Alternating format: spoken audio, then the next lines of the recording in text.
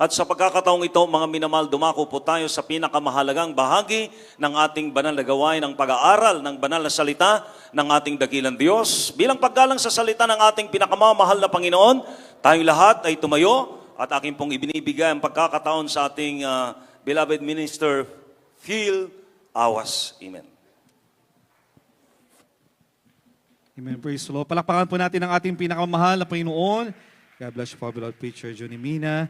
Praise the Lord. At bago po tayo dadako sa ating pag-aaral ng mga banal na salita ng ating dakilang Diyos, tayo po muna sama-sama manalangin at huminang habag sa ating pinakamahal na Panginoon. Dakila at mapagpala po naming Ama, Diyos na makapangyarihan sa lahat. Sa matamis at makapangyarihang pangalan ng aming pinakamamahal na Panginoon Kristo, lubos kami malapay noon nagpapaabot ng aming dakilang pasasalamat sa iyo, malapay noon sa iyong paggabay, paglangi sa bawat bahagi ng banal na gawain, malapay noon sa lugar na ito, sa aming pagsa-celebrate, malapay noon ang ika-22 taon, malapay noon ang katapatan, kabutihan sa lugar na ito ng Binyan, Laguna. Purihin ka at pasalamatan, malapay noon, hallelujah. Maraming salamat, malapay noon, hallelujah, sa mga mabungang mga panalangin na aming ginagalang mga pastor, na patuloy malapay noon, hallelujah, kumikilos, malapay noon sus hanggang sa mga sadaling ito. Maraming salamat, malapay noon, hallelujah. Lalo tigit sa matamis at banal na presensya, minsan na pang bibinuhos sa aming kalagitnaan, nagpapatunay ikaw ang Diyos na buhay, na aming sinasamba sa Espiritu at katotohanan, malapay noon, hallelujah. At sa aming pag-aaral ng ibang salita bagong lahat, lubos kami minsan ng pamikapaturan sa lahat ng pagkukunan namin sa mga bagay na sambit na isip na gawa na hindi po naging kaaya-ay sa harapan, lubusan niyo kayong patawarin, lalo yung panglingkod sa ganang akin wala pong magagawa, sa iyo lamang po ako umaasa, malapay noon, hallelujah, hallelujah, aming dalangin din malapay buksan ng kaisipan, ang puso ng lahat, malapay noon ng mga minamahal po ng mga kapatiran, lalo tigit sa mga bisita, malapay upang kanilang maunawaan ang kahalagahan ng iyong mensahe sa gabing ito. Sumaamin ka po, malapay noon. At sa iyong matamis at makaming pangalan, malapay Jesus, aming sama-samang sinasaway lahat ng mga hadlang sa mga kaligitnaan kas out in the name of Jesus. Hallelujah, hallelujah. By the power of darkness in the midst of us, in Jesus' name. Hallelujah, hallelujah. Praise the Lord. Praise the Lord. Palapakan po natin ang ating pinakamahal na Panginoon. Tayo pong lahat ay makaupo. Mga minamahal, praise the Lord. And give the highest praise, glory, honor, majesty, and thanksgiving to the one true God that we serve in the name of our Lord God and only Savior is Jesus Christ. Palapakan po natin ang ating pinakamahal na Panginoon. Palakpak po na may pagpapasalamat, mga minamahal, pagpupuri sa ating pinakamamahal na Panginoon Kristo. Everybody shout, praise the Lord! Amen. And we give double honor and respect as we continue to remember and cherish the blessed teachings and preachings of our beloved parents in the Lord, our beloved noble pastor, Evangelist Will D. Almeida, and also our beloved son pastor, Lina C. Almeida, there's Papa and there's Mama.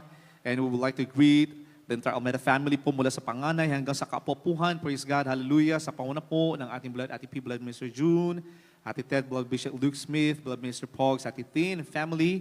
Praise the Lord. Maging sa ating beloved Ate Lai and family. Praise God. Sa aking beloved wives, sa aming mga anak, hanggang sa kaapu-apuhan po ng ating beloved friends in the Lord. Isang mapagpalang gabi po sa ating lahat, sa lahat po ng mga katuwang, ng mga manggagawa, ng banal na misteryo ito dito po sa dako po ng Binyan, Laguna.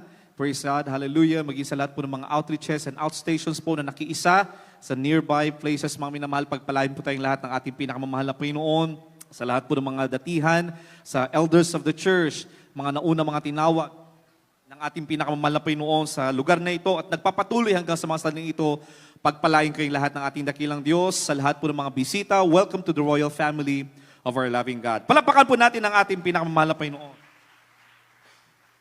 Sa gabing ito, mga minamahal, praise the Lord, hallelujah, atin pong tatalakayin ang isa sa mga dakilang mga paalala ng ating pinakamahal na Panginoon Kristo matapos na ibigay ng ating dakilang Diyos ang kanyang 10 utos sa mga Israelita.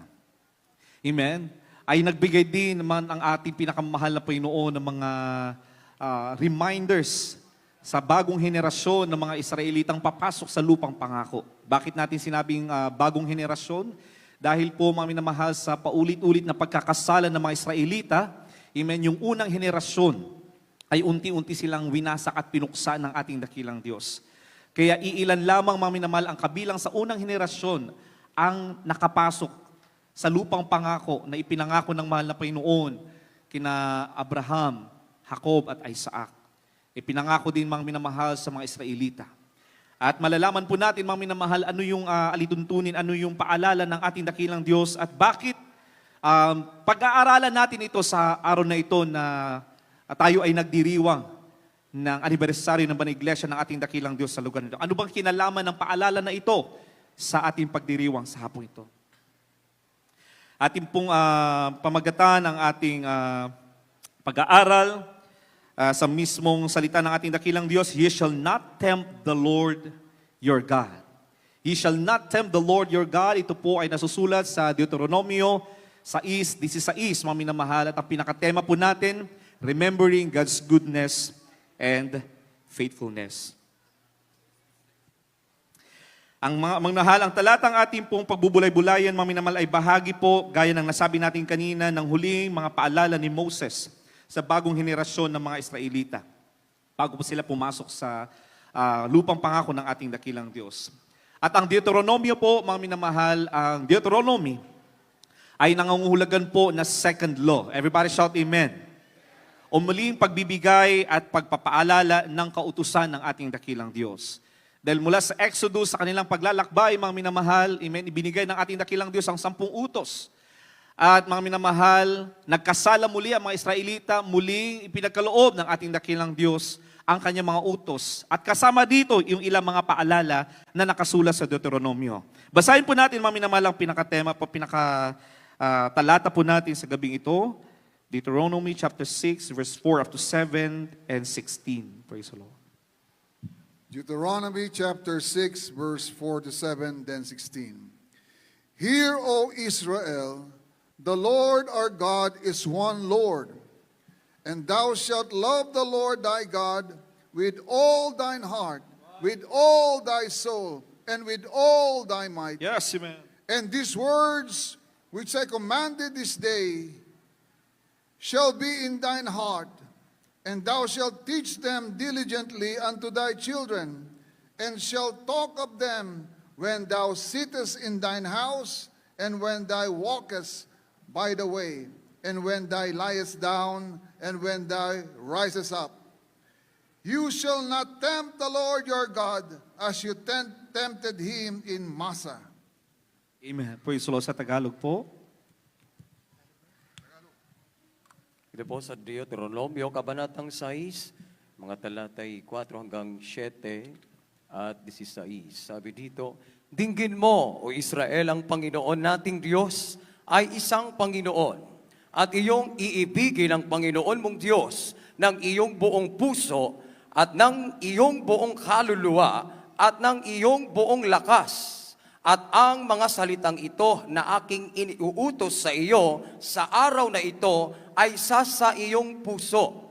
At iyong ituturo ang buong sikap sa iyong mga anak at iyong sasalitain tungkol sa kanila pagka ikaw ay nakaupo sa iyong bahay at pagka ikaw ay lumakad sa daan at pagka ikaw ay nahihiga at pagka ikaw ay bumabangon." 16.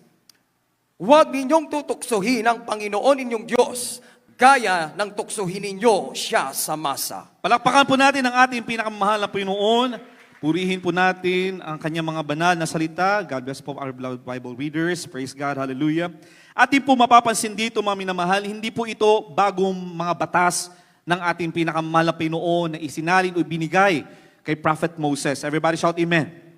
Kundi ito po, mga minamahal, ay muling pagpapaalala sa mga Israelita bago po sila pumasok sa lupang pangako ng ating pinakamahal na Panginoon. Bakit, mga minamahal? Dahil nga nakita ng mahal na Panginoon na paulit-ulit na nagkasala ang unang henerasyon. Amen? Ilang araw lamang na nawala si Moses, naghanap sila ng ibang Diyos-Diyosan na kanilang sinamba. At paulit-ulit na nilang nakalimutan ang mga gawa ng ating dakilang Diyos sa kanilang buhay. Kung paano sila inilabas ng mahal na Panginoon mula sa Ehipto, mga minamahal, ang kabutihan, ang kapangyarihan ng ating dakilang Diyos na kanilang nasaksihan ay kanilang nakalimutan o madali nilang makalimutan. Kaya mga minamahal, sa aklat ng Deuteronomio, mga minamahal, muling nagbibigay ang ating dakilang Diyos ng pagpapaalala ng kanyang kautusan. At sa ating pagdiriwang sa araw na ito, mga minamahal, ito ang mensahe ng ating dakilang Diyos. Muli po tayong pinapaalalahanan ng ating pinakamamahal na Panginoon kung paano tayo niligtas, kung paano tayo pinagpala ng ating pinakamamahal na Panginoon, muli nating balikan daw yan, sabi ng ating pinakamamahal na Panginoon. Everybody shout praise the Lord. Muli natin babalikan, mga minamahal, what is the core doctrine? What is the core belief ng banal na iglesyang ito, mga minamahal, kagaya ng nasusulat na paalala ng ating dakilang Diyos sa mga ikalawang henerasyon ng Israelita. Nasasaad, mga minamahal, sa ating nabasa dito, pinaalalahanan sila na mayroong nag-iisang Diyos lamang na kailangan sambahin sa Espiritu at katotohanan. Muli pong pinapaalala sa atin, mga minamahal, ang itinuro sa atin ng banal na iglesyang ito sa pamamagitan ng mga lingkod ng ating dakilang Diyos na kanyang ginamit. Sa katauhan po ng ating beloved parents in the Lord, our beloved Honorable Pastor, Evangelist Wildy Almeida, our beloved stand pastor, Lina C. Almeida. Wala silang iba itinuro, mga minamahal, kundi merong nag-iisang Diyos na dapat nating sambahin sa Espiritu at katotohanan ng pangalan Hesus Kristo. Everybody shall praise the Lord. Huwag nating kakalimutan, mga minamahal, na walang ibang Diyos tayo sinasamba. Wala tayong ibang tinataas sa banal na iglesyang ito, kundi ang ating pinakamamahal na Hesus Kristo. Everybody shall praise the Lord. Kasama dito, mga minamahal, amen, na wala tayong dapat iibigin, kundi ang ating pinakamamahal na Panginoon. Mula sa ating mga puso, mga minamahal, kailangan ibigin natin ang ating pinakamamahal na Panginoon. Bakit, mga minamahal? Dahil sa paulit-ulit na nakalimot ang unang henerasyon ng mga Israelita sa kanilang pag-ibig sa mahal na Panginoon. Amen? Muling pinapaalalahanan sila ng ating dakilang Diyos upang sila ay makapasok sa lupang pangako na ibigin nila ang ating dakilang Diyos mula sa kanilang mga puso. Hindi lamang sa bunganga, hindi lamang sa bibig, mga minamahal, kundi mula sa kanilang mga puso. Palakpakan po natin ang ating pinakamahal na Panginoon. Amen? At sabi rito, mga minamahal, and these words which I command thee this day shall be in thine heart, and thou shalt teach them diligently. Amen? Pagsusumikapan natin. Amen? Ng buong kalakasan natin. Sa mga magulang na naririto, mga minamahal, kailangan nating ituro sa ating mga anak. Amen? And shall talk of them when thou sittest in thine house, and when thou walkest by thy way, and when thou liest down, and when thou risest up. Ibig sabihin, mga minamahal, ang salita ng ating dakilang Diyos, na ating narinig, the gospel, na ating narinig at natutunan, mga minamahal, ang mga kabutihan ng ating pinakamalapin, ang kapangyarihan ng ating pinakamalapin na ating nasaksihan. Anong sabi dito? Kailangan nating ituro sa ating mga anak at sa salinlahi pa ng ating henerasyon, mga minamahal. Amen? Sa susunod na salinlahi, maging sa ating pagkagising, maging sa ating pagtulog, sa ating pagsamba, pagtitipon-tipon, mga minamahal, kailangan natin pag-usapan ang kabutihan at kapangyarihan ng ating pinakamahal na Panginoon. Everybody shall praise the Lord. Amen? Inaalala din natin, mga minamahal, kung gaano tayo pinagpala ng ating pinakamahal na Panginoon, kung bakit tayo niligtas ng ating pinakamamahal na Panginoon. Everybody shout, praise the Lord.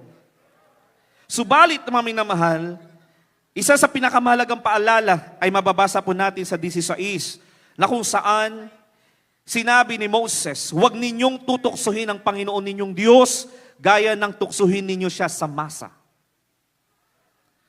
Kaya ito po yung pinakatema natin ngayon, mga minamahal, ye shall not tempt the Lord your God, just like what you did in Masa. Hindi lamang ito paalala sa mga Israelita, mga minamahal. Tayo ay tinawag ngayon ng mga minamahal na mga modern Israelites. Ang paalalang ito ay para sa atin.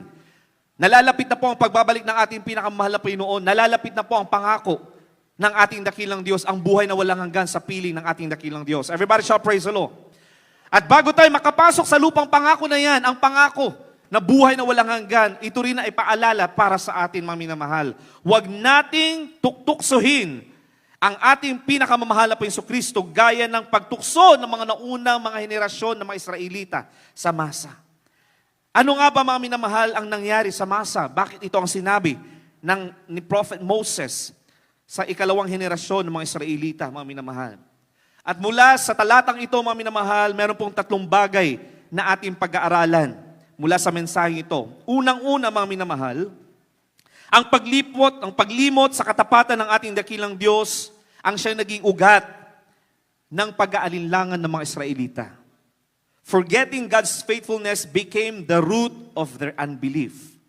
Yan yung unang ating tatalakayin, mga minamahal, na aral mula sa talatang ito. Ikalawa na ating pag-aaralan, mga minamahal, ang pag-alaala sa mga gawa ng Diyos ang nagpapatatag ng ating pananampalataya. Palakpakan po natin ang ating pinakamahal na Panginoon. Remembering God's faithfulness will strengthen our faith. Ikatlong aral, mga minamahal, sa talatang ito, mga minamahal, ang katapatan ng Diyos sa nakaraan ang nagbibigay ng tiwala sa ating hinaharap. God's faithfulness in the past gives us confidence for the future. Everybody shout amen. Isayin po natin mga minamahal, balikan po natin. Bakit sinabi ni Moses, huwag ninyong tutuksohin ang Panginoon ninyong Diyos gaya ng tuksohin ninyo siya sa masa. Paano tinukso ng unang henerasyon ng mga Israelita ang ating pinakamahal na Panginoon sa masa, mga minamahal? Basahin po muna natin Exodus chapter 17 verse 1 up to 7. Exodus chapter 17, verse 1 to 7. And all the congregation of the children of Israel journeyed from the wilderness of Sin after the journeys, according to the commandment of the Lord, and pitched in Rephidim, and there was no water for the people to drink. Wherefore the people did chide with Moses, and said, Give us water that we may drink. And Moses said unto them, Why chide ye with me? Wherefore do ye tempt the Lord? And the people thirsted there for water. And the people murmured against Moses, and said, Wherefore is this that thou hast brought us up out of Egypt, to kill us and our children and our cattle with thirst? And Moses cried unto the Lord, saying, What shall I do unto this people? They be most ready to stone me. And the Lord said unto Moses, Go on before the people, and take with thee of the elders of Israel, and thy rod, wherewith thou smotest the river, take in thine hand, and go. Behold, I will stand before thee there upon the rock in Horeb, and thou shalt smite the rock, and there shall come water out of it, that the people may drink. And Moses did so in the sight of the elders of Israel. And he called the name of the place Massa and Meribah, because of the chiding of the children of Israel, and because they tempted the Lord, saying, Is the Lord among us or not? Amen. Amen. Praise the Lord. Sa Tagalog po. Exodo, Kabanatang 17, mga talatay 1 hanggang 7. At ang buong kapisanan ng mga anak ni Israel ay naglakbay mula sa ilang ng Sin sa kanilang paglalakbay ayon sa utos ng Panginoon at humantong sa Rephidim. At walang tubig na mainom ang bayan. Kaya't ang bayan ay nakipagtalo kay Moises at nagsabi, Bigyan mo kami ng tubig na aming mainom. At sinabi ni Moises sa kanila, Bakit kayo nakikipagtalo sa akin? Bakit ninyo tinutukso ang Panginoon? At ang bayan ay nauhaw at inupasala ng bayan si Moises at sinabi, Bakit mo kami isinamparito mula sa Ehipto upang patayin mo kami sa uhaw at ang aming mga anak at ang aming mga kawan? At si Moises ay dumaing sa Panginoon na nagsasabi, Anong aking gagawin sa bayang ito? Kulang na lamang batuhin nila ako. At sinabi ng Panginoon kay Moises, Dumaan ka sa harap ng bayan at ipagsama mo ang mga matanda sa Israel at ang iyong tungkod na iyong ipinalo sa ilog at tangnan mo sa iyong kamay at yumaon ka. Narito ako'y tatayo sa harap mo roon sa ibabaw ng bato sa Horeb at iyong papaluin ang bato at lalabasan ng tubig upang ang bayan ay makainom. At gayon ginawa ni Moises sa paningin ng mga matanda sa Israel. 7, at tinawag nila ang pangalan ng dakong yaon na Massa at Meribah dahil sa pakikipagtalo ng mga anak ni Israel at dahil sa kanilang tinukso ang Panginoon na kanilang sinasabi, ang Panginoon ba'y nasa gitna natin o wala? Palakpakan po natin ang ating pinakamamahal na Panginoon. Purihin ang ating dakilang Diyos sa pagkabasa ng mga talatang ito. Napakahalaga po mga minamahal, napakasarap pong alalahanin ano yung mga bagay na ginawa ng ating dakilang Diyos. Kung titignan po natin mga minamahal dito sa ating nabasa, bago po dumating ang Israel sa tinawag na Massa, hindi po sila mga taong walang karanasan sa kapangyarihan at mga dakilang biyaya ng ating dakilang Diyos. Amen. Hindi natin masasabi mga minamahal na hindi nila nasaksihan ang kapangyarihan ng ating dakilang Diyos, mga minamahal. Kanilang nasaksihan, mga minamahal, itong henerasyon na ito, kanilang nasaksihan. Ang 10 salot, o yung mga salot, mga minamahal, na pinagkaloob ng ating dakilang Diyos upang sila ay makalabas mula sa Ehipto. Nasaksihan nila ang ganyang dakilang kapangyarihan ng ating pinakamahal na Panginoon. Nakita nila, mga minamahal, kung paano hinati ng ating dakilang Diyos ang dagat na pula. Amen? Upang sila ay makatawid ng tuyong-tuyo. Upang hindi sila mabasa at hindi sila mapaano, mga minamahal, nakita nila ang kapangyarihan ng ating pinakamahal na Panginoon. Sila ay pinakain ng mana ng ating pinakamahal na Panginoon. Nung sila ay nagreklamo na sila ay walang makakain, mga minamahal, naghulog ang mahal na Panginoon ng pagkain mula sa langit. Everybody shout, praise the Lord. Nung wala sila mga ilaw, binigyan sila ng ilaw ng ating pinakamahal na Panginoon.